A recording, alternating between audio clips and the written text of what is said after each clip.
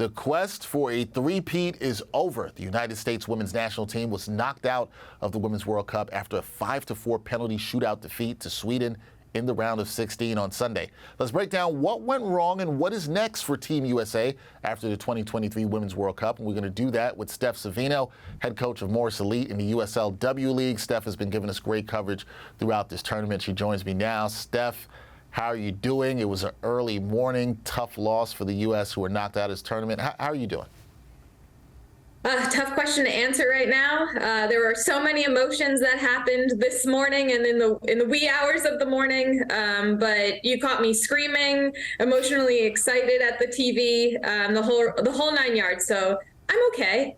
Yeah, I'm glad you're okay. A lot of emotion, excuse me, a lot of passion in terms of this tournament. We've seen this, and Steph, this is the worst finish for the U.S. women ever at this tournament. Previously, their worst finish was third. That happened on 3 occasions. Getting knocked out in the round of 16 as a top-ranked team will be considered a disappointment by some U.S. soccer fans. So what went wrong for the U.S. women at this tournament? This is a major disappointment and not something that we expected coming out of this World Cup performance. And there are many things that happened, and there are many things that we talked about. And what can we do? What should we look to do? What should we execute on? But rarely were we talking about, look what we can do. Our performance on the field fell short, and this is not something that we expect out of this world-class team. So there are 2 things that come to mind when I think about our performance and when I reflect around the last 4 games. And those 2 things are technical execution in the final third and substitutions decisions made by the coaching staff. After group match 1, we knew we were struggling finding the back of the net. We knew we were struggling in that final third, whether that be the final pass, our final touch prior to a shot. So the challenges were there. And we outshot our opponent just a few hours ago. But I will give props and where kudos is due to that goalkeeper, as she had an outstanding game. And the second thing is the substitution decisions were really tough for me to understand. I think there's a select substitution that caused a lot of trouble for us and trouble we didn't need, especially in today's match. So right now I'm just struggling with understanding the why behind certain decisions. Yeah, there's blame to go around the United States for their performance at this tournament. But it makes me think of this. Has the rest of the world just gotten better, and is the gap between the U.S. and other countries a lot closer than it used to be? What do you think about that, Steph? I think this is the most exciting thought, and this is what's so great about our sport and on the women's side. The rest of the world has certainly caught up, and other countries are proving their case for why they belong out on that pitch. And other federations are showing support for their women's side. And while some still have a lot of work to do in that category, these players are now equipped with better training scenarios, better recovery techniques, the necessary staff they need to support them. So I think the rest of this World Cup is still due to be an entertaining one. You have Japan, England, Netherlands, Sweden, some of our familiar opponents, and I think the World Cup final is still going to be awesome. And for sure, the rest of the world has caught up. And the crazy thing is the rest of the world is only going to get better from here too. Yes, that's right. So it's going to make sure that the U.S. is going to have to step their game up as well going forward. We'll get to that in a second. But it's the end of the road for players like Julie Ertz, Megan Rapinoe. How do you view their careers with U.S. women's soccer? Yeah, this is certainly the last few times these players will be wearing the crest, and I think that's a very emotional one for them and emotional for a lot of their followers and fans.